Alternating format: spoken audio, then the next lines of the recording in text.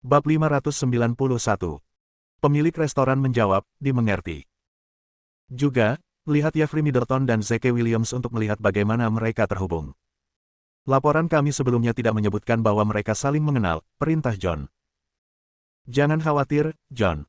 Saya akan berusaha sebaik mungkin untuk mengetahuinya, janji pemilik restoran itu. John menarik napas dalam-dalam dan menjawab, baiklah, lanjutkan. Ingatlah untuk menyembunyikan identitasmu. Hades mengkhianati kita, dan kita kehilangan pasukan dunia bawah di Rivermouth. Organisasi pembunuh Necromancer juga melepaskan kendali Boss, dan Logan, Wilson, dan Harvey dipenjarakan dengan basis pembuat obat-obatan mereka dihancurkan. Kita sudah kehilangan terlalu banyak. Kita tidak bisa kehilangan sumber daya lagi. Sialan Zeke Williams itu. Aku akan membuatnya membayar untuk apa yang dia lakukan. Itu benar. John, Logan Huff, Harvey Hoffman, dan Wilson Wood menjabat bos yang sama. Mereka dulu berada di pihak yang sama. Sementara itu, Harry Simpson berhasil masuk ke penjara di kota Oakhart untuk mengunjungi 3 penjahat. Wilson Wood, Harvey Hoffman, dan Logan Huff adalah penjahat yang dikurung di 3 sel berbeda. Harry pergi ke Wilson dulu. Yang pertama meletakkan sekotak makanan di depan Wilson dan menawarkan, makan, Tuan Wood. Wilson mendorong kotak itu ke samping dan tidak makan apa-apa.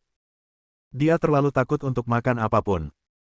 Dia hanya mempercayai dirinya sendiri, menolak untuk mempercayai orang lain pada saat itu. Harry, apakah kamu mengikuti instruksiku dan menghubungi pria itu? Bisik Wilson. Ya, John bilang dia akan mengirim anak buahnya untuk menyelamatkanmu malam ini tengah malam. Wilson menghela napas lega dan berkata, itu bagus untuk diketahui. Itu sangat bagus untuk diketahui. Wilson tahu betapa kuatnya John. Bagaimanapun, John adalah orang kedua dari bos. Dia bisa menghubungi bos secara langsung.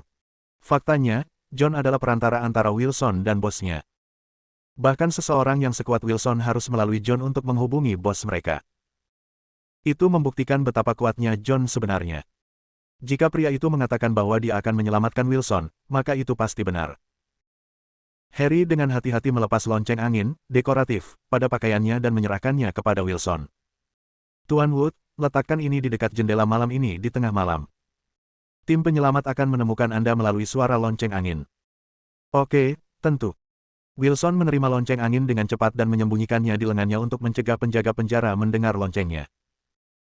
Setelah menginstruksikan Wilson, Harry melakukan 2 kunjungan lagi.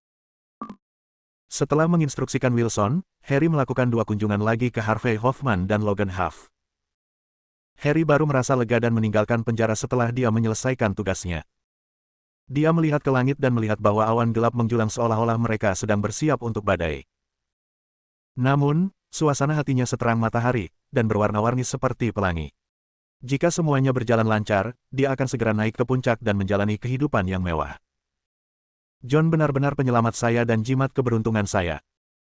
Dia menyenandungkan lagu pengantar tidur di benaknya saat dia kembali ke Riverdale Ramen. John sudah pergi saat itu. Pemilik restoran adalah satu-satunya di sana. Dia melihat ke arah Harry, dan mata yang pertama berkedip dengan kilatan niat membunuh yang memudar dengan cepat. Misi selesai. Ya, di mana John? Harry tidak sabar untuk mengambil alih posisi Wilson. Pemilik restoran berdiri dan menginstruksikan, ikuti saya. Dia membawa Harry ke halaman belakang. John tidak terlihat dimanapun, tetapi sumur kuno di tengah halaman belakang menarik perhatian Harry. Itu akan menarik perhatian siapapun. Kata-kata, jalan menuju reinkarnasi, diukir di patung dekat sumur. Di mana John? Tanya Harry sekali lagi. Pemilik restoran tidak menjawab. Dia hanya mengeluarkan lonceng angin dan berkata, kamu mengenali ini, bukan? Harry mengangguk. Tentu saja. Itu adalah jenis lonceng angin yang sama yang baru saja diberikan John kepadanya. Pemilik restoran mengangguk dan berkata, sebelum John pergi, dia meminta saya untuk memberi Anda lonceng angin ini. Harry tercengang. John tidak ada di sini. Kenapa dia memberiku lonceng angin? Bab 592. Lonceng angin hanya akan berguna saat mereka menyelamatkan Wilson Wood dan yang lainnya. Karena itu, Harry tidak berguna untuk itu. Pemilik restoran tidak menjawab.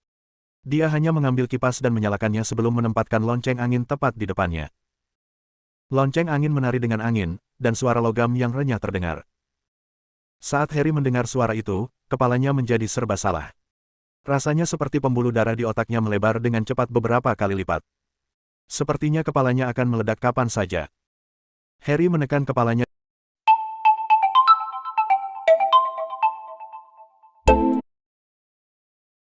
Saat Harry mendengar suara itu, kepalanya menjadi serba salah. Rasanya seperti pembuluh darah di otaknya melebar dengan cepat beberapa kali lipat. Sepertinya kepalanya akan meledak kapan saja. Harry menekan kepalanya dan jatuh ke tanah saat dia berjuang. Arg!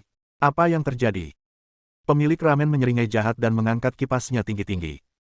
Perjuangan Harry menjadi lebih buruk.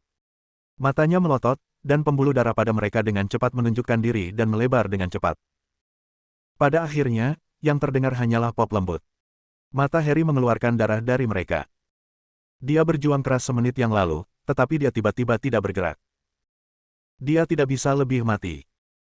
Pemilik restoran memeriksa arlojinya dan mencatat bahwa sudah kurang dari 1 menit. Dia menyeringai jahat. Cacing kematian John semakin kuat. Seekor cacing hitam kecil merangkak keluar dari mata Harry, dan pemilik restoran dengan hati-hati mengamankan cacing itu sebelum dia melemparkan mayat Harry ke dalam sumur. Tampaknya tepat untuk menyebut sumur itu sebagai jalan menuju reinkarnasi. Malam berlalu, tapi Wilson tidak lelah. Faktanya, dia sangat energik. John telah mengirim seseorang untuk menyelamatkannya.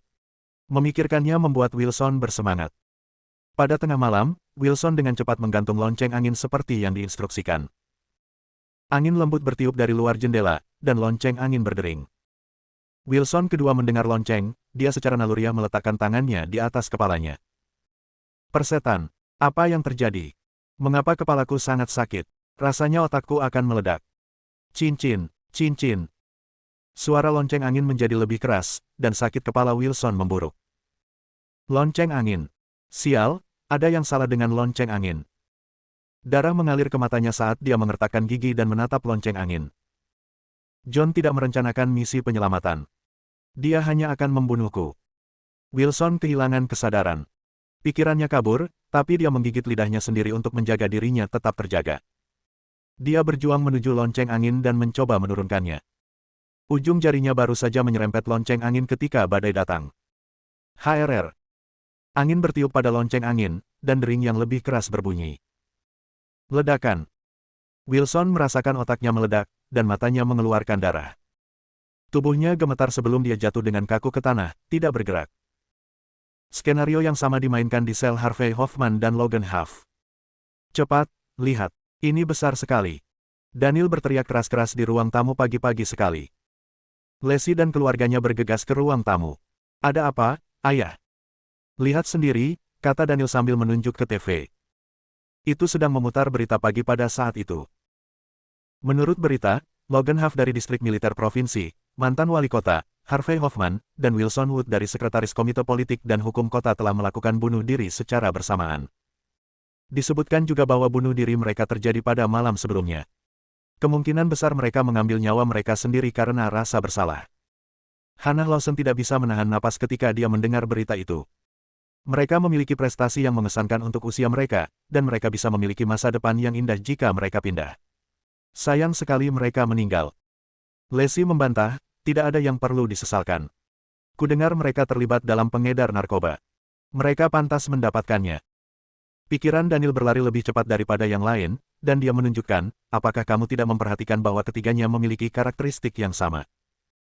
Karakteristik umum apa? Tanya Lacey yang bingung.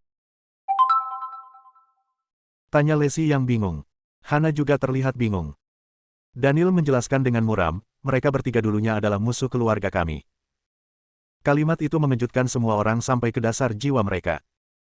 Lacey dan keluarganya tiba-tiba terdiam dan saling memandang sebelum pandangan mereka beralih ke Zeke. Bab 593. Zeke merasa gugup, tapi dia memaksakan ekspresi tenang di wajahnya sebelum dia membantah, Mom, Dad, Lacey. Cari apa itu? Kalian tidak berpikir bahwa aku membunuh mereka bertiga karena balas dendam, apakah kamu? Berhenti main-main. Aku menghabiskan sepanjang malam dengan Lacey, jadi aku tidak punya waktu untuk melakukan kejahatan apapun. Apalagi, aku tidak punya kekuatan untuk membunuh mereka. Berita itu menjelaskan segalanya, kan? Mereka bunuh diri. Tatapan bertanya keluarga itu berubah penuh kasih saat kecurigaan mereka mereda. Telepon Zeke berdering pada saat itu. Dia mengambilnya dan memeriksa layarnya. Itu Yafri. Tanpa ragu, dia menelepon untuk memberitahu Zeke tentang bunuh diri itu. Secara alami, dia tidak bisa menerima panggilan di depan semua orang. Dia menyeringai dan berkata, "Bu, ayah. Saya memiliki beberapa tugas untuk dijalankan, jadi saya harus keluar sebentar. Kalian makan tanpa saya." Setelah mengatakan bagiannya, dia bangkit untuk pergi. Hana kemudian menambahkan, "Baiklah, ayo makan." Lacey tiba-tiba berbisik misterius, "Mom, Dad, ada sesuatu yang ingin aku ceritakan. Tadi malam, aku melihat telapak tangan Zeke terluka. Dia mengaku terbentur pintu, tapi bagiku itu tampak seperti luka pisau." Daniel tersentak, "Lacey, apa maksudmu dia mungkin benar-benar terlibat dalam kematian ketiga pria itu?" Lacey menghela napas, "Entahlah, ayah. Aku selalu merasa Zeke bukan orang biasa." "Aku juga merasakannya," jawab Daniel setelah berpikir sejenak. "Jika Zeke benar-benar membunuh ketiga pria berpengaruh itu, maka dia pasti berasal dari keluarga yang sangat kuat. Saya tidak peduli siapa Zeke. Yang saya tahu adalah dia peduli dan mencintai keluarga kami, dan saya hanya akan mengenalinya sebagai menantu saya," kata Hana. "Ngomong-ngomong, Lacey, sudah lebih dari 6 bulan. Kenapa kamu belum hamil? Haruskah kita pergi ke rumah sakit untuk pemeriksaan?" Lacey kesal saat itu, jadi dia melambaikan tangannya dan berkata, "Aku akan membangunkan Sharon. Sudah waktunya dia pergi ke sekolah." "Putriku yang menyebalkan itu." Hana menghela nafas putus asa sebelum dia menoleh ke Daniel. "Berbicaralah dengan Zeke dalam beberapa hari dan tanyakan padanya tentang masa lalunya." Daniel menjawab, "Baiklah, aku akan mengajak beberapa temanku untuk minum dan meminta Zeke menemani kita. Aku harus bisa membuatnya berbagi segalanya setelah dia mabuk." Hana mengambil sebotol minuman keras yang disembunyikan di bawah meja dan menyerahkannya kepada Daniel. "Kalau begitu kau harus melatih sistemmu. Kau selalu mabuk setiap kali minum dengan Zeke." Daniel tidak pernah bermimpi bahwa akan datang suatu hari ketika istrinya akan mengambil inisiatif dan menyuruhnya untuk minum lebih banyak. Di penjara, mereka telah menutup TKP di mana Wilson Wood, Harvey Hoffman, dan Logan Huff meninggal. Yafri tampak bermasalah ketika dia menatap mayat Wilson Wood. Mata Wilson yang berdarah terbuka lebar saat mereka terbakar amarah. Ekspresinya terdistorsi. Rasa sakit itu jelas telah membunuhnya. Itu bukan bunuh diri seperti dilansir berita. Namun, mereka perlu mencegah masyarakat agar tidak panik, jadi mereka harus memberitahu semua orang bahwa para penjahat itu bunuh diri. Tetap saja, petugas koroner tidak dapat menentukan penyebab kematian, meskipun dia telah mencoba untuk mencari tahu untuk sementara waktu. Itu membuat Yafri sakit kepala. Sehari sebelumnya, mereka telah merencanakan untuk memperketat keamanan untuk melindungi Wilson dan yang lainnya. Siapa yang mengira ketiganya akan dibunuh sebelum mereka memulai rencana itu? Dan itu, sepertinya penyelidikan terhadap kerajaan obat-obatan terlarang telah mencapai jalan buntu. Zeke muncul pada saat itu. Yafri bergegas menghampirinya. "Tuan Williams, Anda akhirnya di sini. Saya sangat menyesal. Saya melakukan kesalahan dan tidak menyelamatkan para penjahat itu." Zeke sedikit menyalahkan Yafri, tetapi Yafri tidak menunjukkannya. Sebagai gantinya, dia melambaikan tangannya dan menyela Yafri sebelum bertanya, apakah petugas koroner telah menentukan penyebab kematiannya. "Belum." Yafri menggelengkan kepalanya. "Baiklah, bersihkan TKP dan biarkan aku memeriksa korbannya," perintah Zeke. Yafri segera melakukan apa yang diminta. Zeke mulai memeriksa kulit kepala dan mata Wilson segera setelah semua orang pergi. Bab 594. Zeke mengumumkan temuannya dalam waktu kurang dari 1 menit. Dia meninggal karena dia menelan cacing beracun. Menilai dari darah di kulit kepalanya dan pelebaran matanya yang ekstrim, saya dapat memberitahu Anda bahwa cacing itu telah tertidur di tubuhnya selama lebih dari 1 dekade. Cacing beracun. Satu lagi. Dan sudah tidak aktif selama lebih dari 1 dekade. "Tuan Williams, apakah Anda yakin?" tanya Yafri, yang mau tak mau menghela napas ketakutan. Zeke menjawab, "Ya. Kemungkinannya di atas 98%. Pasti ada yang memicunya. Seperti obat yang mengaktifkan cacing di tubuhmu." "Apa pemicunya? Apa ada hal aneh yang terjadi saat dia mati?" Yafri memikirkannya sebelum dia menggelengkan kepalanya. "Kurasa tidak." Angin bertiup, dan lonceng angin di dekat jendela berdering. Zeke segera menunjuk ke lonceng angin dan bertanya, "Ada apa dengan lonceng angin itu?" Yafri langsung berubah serius dan berkata, "Itu seharusnya tidak ada di sel. Pasti ada yang menutupnya." Yafri segera memanggil satpam dan bertanya, "Apakah ada orang mencurigakan yang muncul di sini kemarin?" Penjaga keamanan memikirkannya dan menjawab, tidak. Mantan pengawal Wilson, Harry, Mantan pengawal Wilson, Harry, mampir kemarin untuk menjenguknya, tapi dia tidak melakukan sesuatu yang mencurigakan. Jeffrey menunjuk ke lonceng angin. Apakah Harry membawa lonceng angin itu? Penjaga keamanan menggelengkan kepalanya. Tidak mungkin. Kami tidak mengizinkan siapapun untuk membawa benda logam apapun ke dalam penjara. Tunggu, aku baru ingat. Itu terlihat seperti bagian dari aksesori pakaiannya. Kami tidak terlalu memperhatikannya saat itu. Kebenaran terungkap. Jeffrey menggertakkan giginya dan mengutuk, sialan. Aku seharusnya tidak melepaskan Harry. Bawa Harry Simpson segera. Penjaga keamanan menyadari gawatnya situasi dan dengan cepat bergegas keluar untuk menangkap Harry. Zeke menurunkan lonceng angin dari jendela dan membunyikannya di samping telinga Wilson. Itu membuat Jeffrey merinding. Membunyikan lonceng angin di telinga orang yang sudah mati itu menyeramkan, tidak peduli bagaimana orang mengatakannya. Sesuatu yang lebih menyeramkan terjadi pada detik berikutnya. Wilson Wood, yang tidak mungkin lebih mati, mulai menggerakkan matanya, dan darah mengalir keluar dari saluran air matanya. Persetan, apa yang terjadi? Sembur Jeffrey saat dia secara naluriah mundur. Adegan itu menyebabkan merinding Jeffrey menyebar ke seluruh tubuhnya. Apakah dia kembali dari kematian? Atau apakah dia hanya memalsukan kematiannya sendiri? Zeke memutar matanya ke arah Jeffrey. Diam. Jeffrey langsung menutupi bibirnya dan bahkan tidak berani bernapas terlalu keras. Zeke mengayunkan lonceng angin itu dengan lebih keras. Gerakan di mata Wilson menjadi lebih cepat. Seekor cacing hitam merangkak keluar dari mata Wilson segera setelah itu. Zeke segera mengeluarkan botol kecil, lalu memasukkan cacing hitam ke dalamnya. Cacing kematian yang langka. Seseorang menggunakan tubuh Wilson sebagai wadah selama lebih dari 1 dekade untuk menampung dan menumbuhkan cacing ini. Zeke dengan hati-hati menyimpan botol itu seolah-olah dia baru saja mendapatkan harta karun. Zeke kemudian menambahkan, ada pepatah, semua ahli yang menggunakan cacing beracun berasal dari keluarga yang sama. Pembunuhnya kemungkinan adalah seseorang yang berhubungan dengan orang yang meracuni tuanmu. Mereka bahkan mungkin orang yang sama. Menangkap pembunuh ini akan memberiku informasi penting yang saya perlukan untuk menyembuhkan tuanmu. Jeffrey segera didorong, dan dia berkata, kalau begitu aku akan membawa penjahat itu bahkan jika aku harus melalui neraka. Sayangnya, mereka bertiga sudah mati. Itu mendorong penyelidikan kami ke jalan buntu. Akan sangat sulit untuk temukan pembunuhnya. Zeke menyeringai, tapi dia tidak mengatakan apa-apa. Situasinya tidak sesuram yang dikatakan Jeffrey. Setidaknya, Zeke masih menyembunyikan Jacob di suatu tempat. Bab 595. Dia meminta serigala tunggal untuk menginterogasi Yakub. Zeke yakin dia akan segera mengetahui lebih banyak. Zeke percaya Saul Wolf memiliki keterampilan untuk mengekstrak informasi itu. Dia berdiri dan menyarankan, ayo pergi.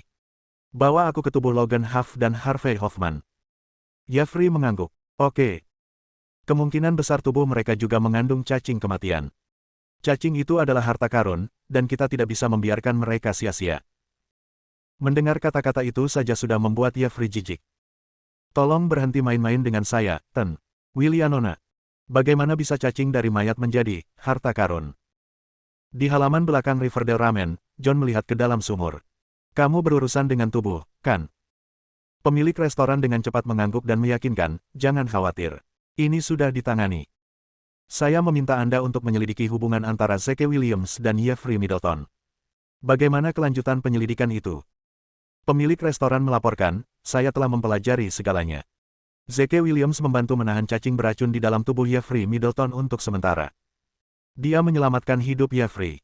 Oleh karena itu, yang terakhir berterima kasih kepada yang pertama. Zeke juga berjanji untuk membersihkan cacing beracun di dalamnya. Jenazah Jeffrey dan tuannya. Wajah John bersinar ketakutan. Sialan. Williams tahu tentang cacing beracun. Wilson brengsek itu. Bagaimana mungkin dia tidak belajar tentang sesuatu yang begitu penting? Babi yang tidak berguna. Dia pantas mendapatkan kematian yang menyakitkan. Tunggu dulu. Kamu bilang Jeffrey punya master. Apakah majikannya pembela keadilan? Pemiliknya menjawab, ya, tuannya memiliki nama panggilan itu. John tidak bisa tenang lagi, dan dia melompat dari kursinya. Brengsek, sial. Pembela keadilan tidak boleh bangun, dan kita harus menghentikan Zeke Williams menyembuhkannya. Pemilik restoran terkejut dan bertanya, Anda tahu pembela keadilan? John menarik napas dalam-dalam untuk menenangkan sarafnya sebelum menjawab, 10 tahun yang lalu, pembela keadilan melakukan perjalanan ke suku kami dan menemukan beberapa masalah ilegal yang membawanya langsung ke bos kami. Saya meracuninya untuk membungkamnya.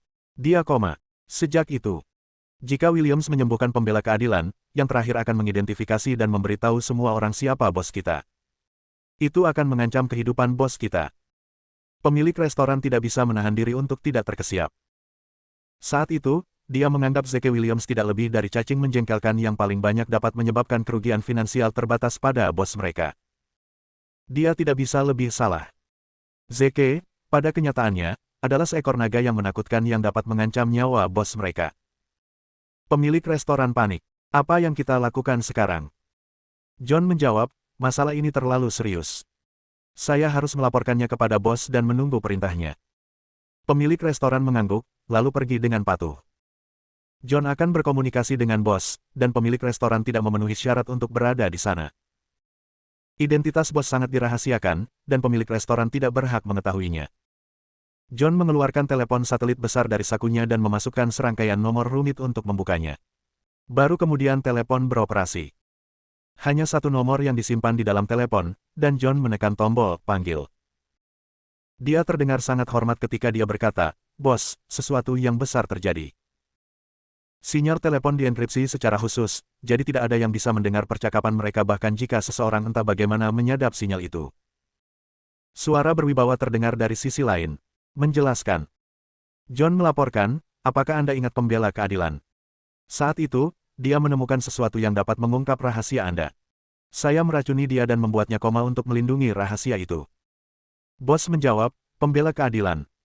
Dia adalah musuh bebuyutan saya, jadi tentu saja, saya ingat dia. John melanjutkan, kami sangat meremehkan Zeke Williams dari Rivermouth. Dia tahu tentang cacing beracun. Dia berencana untuk menyembuhkan Justice Defender. Konsekuensinya akan mengerikan jika dia sadar kembali. Kesunyian. John sangat gugup sehingga dia berkeringat.